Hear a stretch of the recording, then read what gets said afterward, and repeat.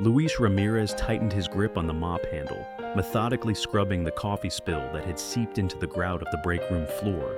His back ached from hours of bending over, and his hands were calloused from years of manual labor. But Luis didn't complain. Complaints didn't solve problems, and he had enough of those waiting for him at home. The corporate office buzzed with life around him, heels clacking on tile floors, laughter echoing from clustered desks, and the low hum of keyboards clicking away. Yet, Luis moved like a ghost, unnoticed by the bustling employees who rarely acknowledged his presence. "Luis, you missed a spot," someone called out in a sing-song tone. He looked up to see Angela, one of the firm's brightest rising stars, pointing at a tiny patch of spilled coffee he hadn't yet reached. She stood with her hands on her hips, her freshly manicured nails gleaming under the fluorescent lights. "Sorry, ma'am, I'll get it," Luis said softly, his Spanish accent rounding his words. He dipped the mop back into the bucket and resumed his work. Angela smirked as she walked away, turning to her colleague to whisper, "Must be nice to get paid for moving at a snail's pace." The comment wasn't meant for Luis to hear, but he did. He always did. Words like that had followed him for years, mocking, dismissive, and laced with the assumption that he was lesser. Lesser because of his job, because of his broken English, because he was Mexican. Luis didn't react. He never did. Instead, he focused on the rhythm of his work, the swish of the mop across the floor, the squeak of the wheels on his cleaning cart. It was the only thing that kept his mind steady. Luis's workday began hours before most employees even arrived. By 6 a.m., he was already cleaning the lobby, ensuring the glass doors sparkled and the marble floors gleamed. He knew no one would notice unless something wasn't perfect. That was the nature of his work, unseen when done well, scrutinized when even a small mistake was made. By mid-morning, he was stationed in the break room, emptying overflowing trash bins and wiping counters sticky with forgotten spills. It was here that he often became the target of passing remarks, his silence mistaken for ignorance. "Doesn't he get bored doing the same thing every day?" one intern whispered to another. "Probably, but hey, at least he doesn't have to stress about deadlines," the other replied, chuckling. Luis heard them, but he kept his head down. He wasn't interested in defending himself to people who would never understand. His routine continued: bathrooms, hallways, offices. Each task was carried out with precision and care. But the more Luis gave, the less he seemed to matter. To them, he was just the janitor, a shadow that passed through their pristine world, cleaning up their messes without complaint. What they didn't see was the toll this job took on Luis. At 50 years old, his body wasn't as strong as it once was. The long hours left him exhausted, and the physical strain was beginning to show. But it wasn't just his body that carried the weight. It was his heart. Every night, Luis returned to a small, dimly lit apartment on the outskirts of the city. The space was cramped, with peeling wallpaper and mismatched furniture salvaged from thrift stores. But to Luis, it was home, a temporary refuge as he worked towards something bigger. On the wall above his tiny kitchen table hung a single photo: his daughter, Marisol, smiling brightly in her school uniform. She was the reason for everything: every ache, every insult, every hour spent scrubbing floors. Luis picked up his phone, dialing the familiar number. It rang twice before Marisol's voice came through, cheerful and full of life. "Hola, papá, ¿cómo estás?" "I'm fine, mija," he replied, his voice soft but steady. "How was school today?" Marisol launched into a story about her teacher and a funny incident in class. Luis listened intently, his lips curving into a small smile. She didn't know about the sacrifices he was making, and he wanted to keep it that way.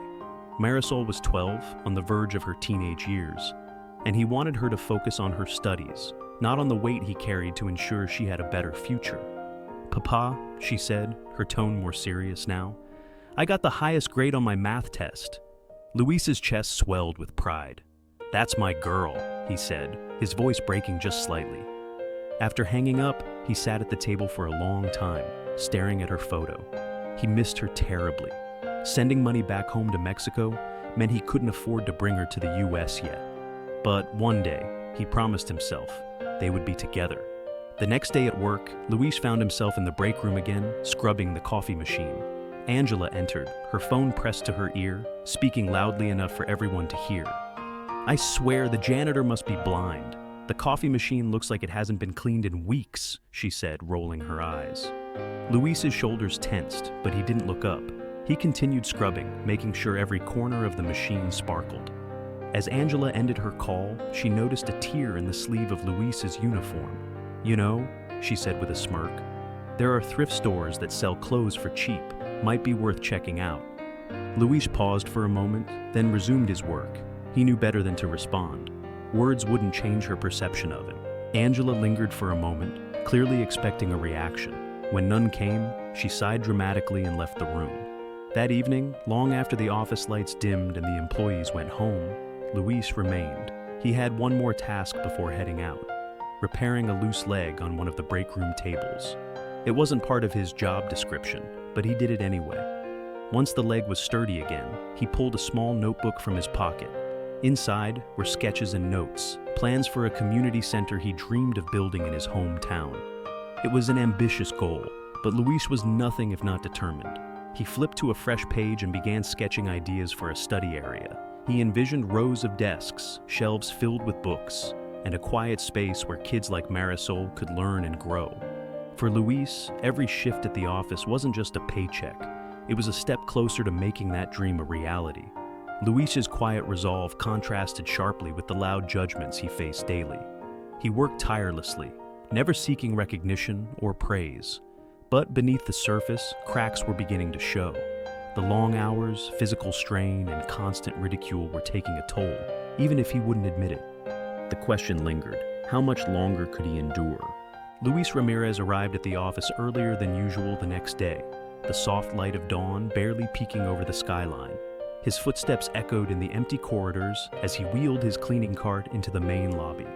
This was the only time he truly felt peace at work, when the office was still and silent, before the rush of employees filled the space with noise and judgment. He paused for a moment to admire his own handiwork from the night before. The marble floors gleamed under the dim lights, reflecting his meticulous care. A part of him wished someone, anyone, would notice.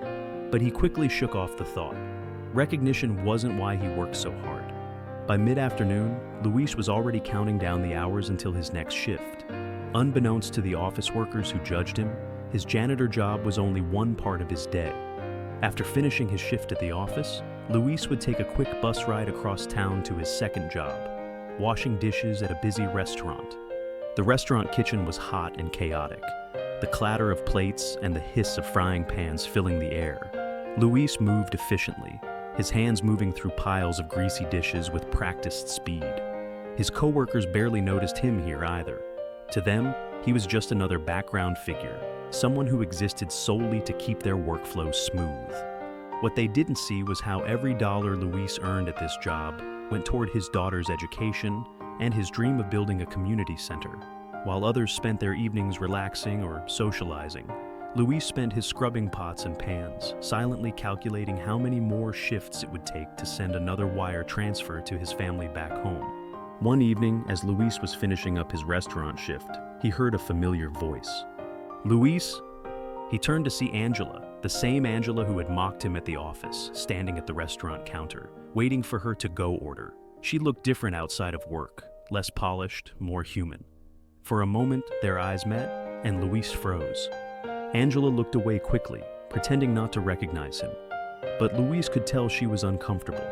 As she grabbed her order and rushed out the door, he sighed. He was used to being invisible, but the brief encounter left him feeling smaller than usual. The next day at the office, Luis noticed something unusual. Angela's desk was in chaos. Papers were scattered everywhere, her laptop was unplugged, and her chair sat crooked, as though she had left in a hurry. Luis hesitated for a moment, then approached her desk. Quietly, he organized her papers into neat piles, plugged in her laptop, and adjusted her chair. He didn't expect her to notice. It wasn't for her acknowledgement. It was simply in his nature to help. Later that day, Angela returned to her desk and frowned, confused by the sudden orderliness.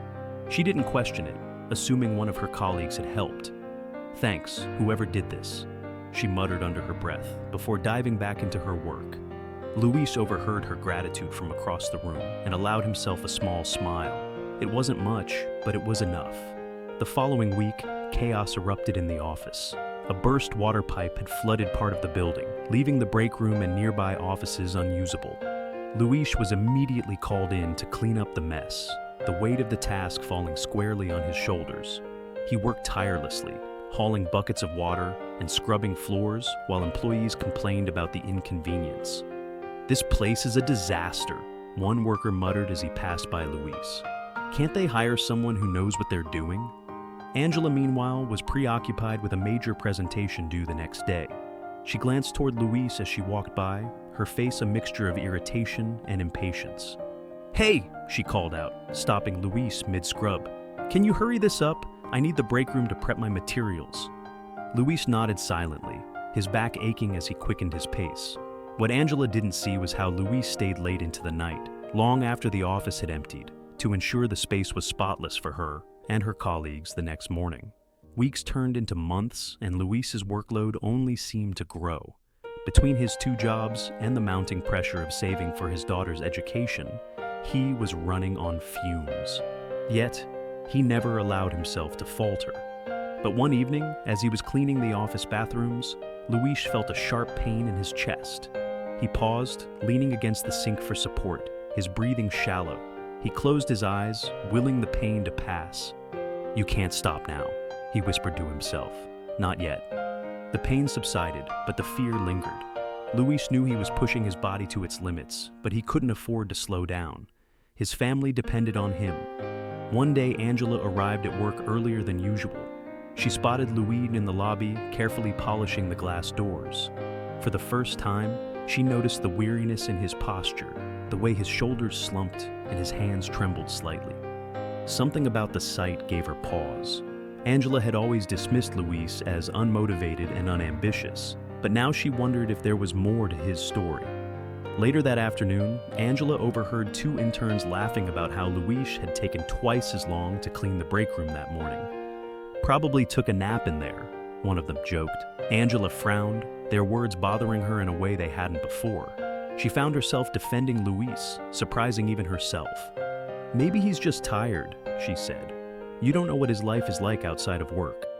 The interns exchanged confused glances, but Angela didn't elaborate. Instead, she spent the rest of the day thinking about Luis and the way she had treated him. The turning point came one evening when Luis was working late, cleaning the office hallways. His vision blurred, and the sharp pain in his chest returned, stronger this time. He stumbled, his mop clattering to the floor as he collapsed against the wall. A security guard found him minutes later and immediately called for help. Luis was rushed to the hospital, leaving behind his cleaning cart in a half-mopped hallway. The next morning, the office was abuzz with news of Luis's hospitalization. For the first time, the employees seemed to realize how much they had taken him for granted. Angela, in particular, felt a deep sense of guilt. She thought about all the times she had mocked Luis or dismissed his efforts. She couldn't shake the image of him slumped against the wall, his body giving out under the weight of his responsibilities. Determined to make amends, Angela began asking around, trying to learn more about Luis's life. She spoke to the security guard who had found him, learning about his long hours and his second job. She even found the notebook he had accidentally left behind, a worn book filled with sketches and notes about the community center he dreamed of building. The more Angela learned, the more ashamed she felt. She had misjudged Luis completely, and now she was determined to make things right. Luis sat on the edge of his hospital bed, staring out the window as the afternoon sun streamed through the blinds. His body ached, and his hands trembled slightly as he held the notebook containing his dreams for the community center. He had been discharged with strict orders to rest, but the weight of his responsibilities lingered heavily in his mind. How would he make up for the missed hours at work? How would he continue to send money to Marisol? The thought of falling behind terrified him. A knock at the door pulled him from his thoughts. He turned to see Angela, standing hesitantly in the doorway, a bouquet of sunflowers in her hands. She looked different, nervous, unsure, even apologetic. "Luis," she began softly, stepping inside. I hope you don't mind me visiting."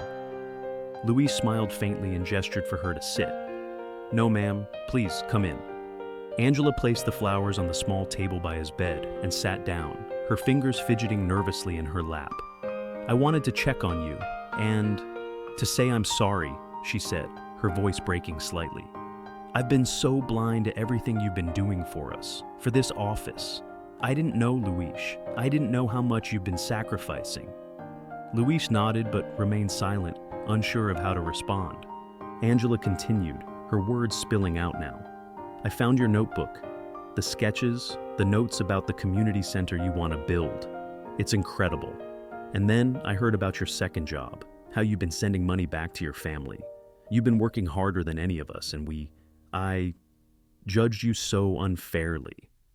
Tears welled in Luis's eyes as he looked down at his calloused hands.